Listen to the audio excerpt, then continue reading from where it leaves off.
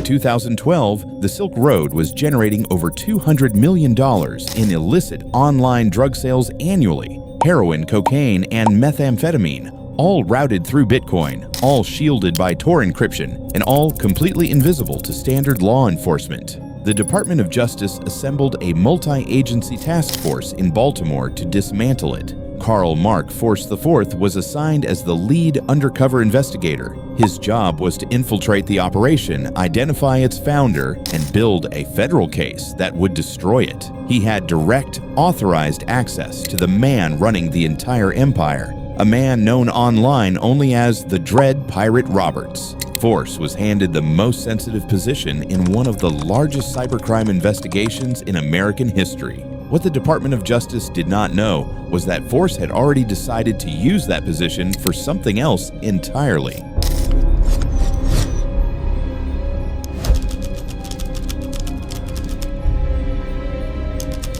Understand how a 15-year veteran of the Drug Enforcement Administration could systematically loot the investigation he was running, we have to examine the structural mechanics of Force's authorized undercover role. Force was sanctioned by the DEA to operate a single controlled fake persona on the Silk Road, a persona called Knob. As Knob, Force posed as a high-level international drug trafficker. His mission was to build absolute trust with Dread Pirate Roberts, extract operational intelligence, and gather evidence for federal prosecution. It was a legitimate, authorized operation. The problem was that Force ran at least 3 additional personas that nobody at the DEA had approved, and he ran them simultaneously, entirely for his own financial benefit. The first unauthorized persona Force constructed was called French Maid. In the summer of 2013, Force, operating as French Maid without the knowledge of a single colleague on the task force, contacted Dread Pirate Roberts directly and claimed to have obtained classified intelligence about the government's internal investigation from a corrupt insider he called Kevin. In reality, there was no Kevin. Force was the source. He was actively selling his own investigation's data to the man he was being paid to prosecute. Dread Pirate Roberts paid. Federal prosecutors documented the transaction precisely. Force received 400 Bitcoin in June 2013, then 525 Bitcoin in August 2013, a total of approximately $100,000 deposited directly into Force's personal accounts. But Force was not operating only one extortion channel. He also created a persona called Death from Above. Using this identity, Force attempted to extort $250,000 from Dread Pirate Roberts in exchange for withholding information from federal investigators. According to court documents, this specific payment was never made, but the attempt itself constituted a severe federal crime. Force was simultaneously the investigator, the informant, the extortionist, and the money launderer. He was running an unauthorized criminal enterprise inside a classified federal investigation, using his government credentials as the operating infrastructure. The moment that defines the internal collapse of Karl Force's operation is documented in the federal court record, and it is, by any institutional measure, one of the most extraordinary single errors in the history of federal law enforcement. In August 2013, Force, operating as his unauthorized persona, French Maid, sent an unvetted message to Dread Pirate Roberts as part of his ongoing extortion scheme. He signed off the message with a single word, Karl, one word, his actual first name, transmitted directly to the man he was investigating through a persona that did not officially exist during a classified undercover operation. Force sent a panicked follow-up message hours later. It read, "Whoops. My name is Carla Sofia, and I have many boyfriends and girlfriends on the marketplace." The court record confirms this exchange verbatim. It is the moment a 15-year federal career began its final collapse, not through sophisticated counter-surveillance, not through a whistleblower inside the task force, but through one accidental keystroke. By late 2013, Force had expanded his criminal operation well beyond the Silk Road itself. Without DEA authorization, he invested $110,000 worth of Bitcoin in a California-based digital currency exchange company called CoinMKT and installed himself as the firm's chief compliance officer while simultaneously carrying his active federal badge. when CoinMKT flagged a customer account for suspicious activity. Force ran the customer through DEA criminal databases without legal basis, froze the account using his federal authority, and transferred the customer's funds, $300,000, directly into his personal account. He was using his government clearance as a personal financial instrument. But Force had made another critical error that would outlast all the others.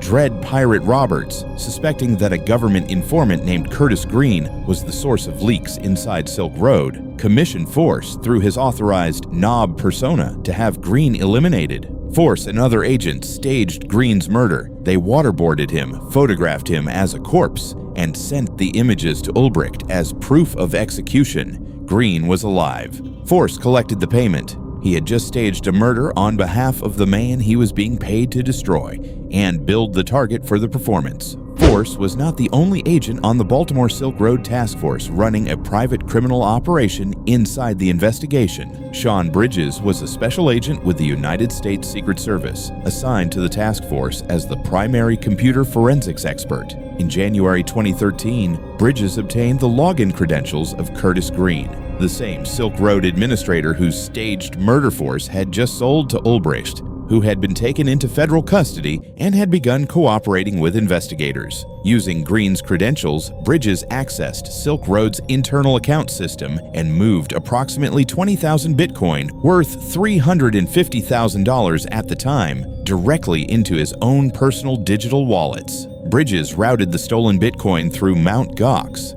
the now defunct Japanese cryptocurrency exchange, and liquidated the entire position between March and May of 2013, converting it to $820,000 in United States currency, which he transferred into personal investment accounts. The transaction had an immediate and undocumented consequence. Dread Pirate Roberts noticed money disappearing from Silk Road's internal accounts. Suspecting a thief inside his own operation, Ulbricht began conducting his own internal investigation, a development that accelerated the operational chaos on the Silk Road and, according to federal prosecutors, directly contaminated the integrity of the government's own case. The theft Bridges committed inside a federal investigation generated enough internal turbulence that it helped collapse multiple parallel prosecutions the Department of Justice was simultaneously building. The critical detail that makes this case structurally extraordinary is not the theft itself. It is the concealment architecture. Both Force and Bridges were members of the exact task force responsible for identifying and prosecuting financial crimes on the Silk Road. They understood Bitcoin's blockchain ledger better than almost any law enforcement officers in America. They understood precisely how digital transactions were traced, and they stole anyway, operating on the assumption that the perceived anonymity of cryptocurrency would protect them from the same forensic methodology they were deploying against their own targets. They were wrong. The case against Force and Bridges was not built by internal affairs, not by a whistleblower, and not by Ross Ulbricht. It was built by the IRS, specifically by the IRS Criminal Investigation Division's financial analysts, who traced the flow of funds through the Bitcoin blockchain with the exact same forensic methodology the Baltimore Task Force had used against Silk Road itself. The blockchain recorded every transaction Force and Bridges had executed, every wallet address, every timestamp, every transfer. The same technology they had exploited to steal was the technology that identified them. In October 2015, Karl Mark Force IV was sentenced to 78 months in federal prison for extortion, money laundering, and obstruction of justice. The court ordered him to pay $340,000 in restitution. Judge Richard Seaborg described the scope of his betrayal as, quote, breathtaking. In December 2015, Sean Bridges was sentenced to 71 months in federal prison for money laundering and obstruction of justice. The judge noted that the number of federal investigations Bridges had contaminated was, in his words, startling.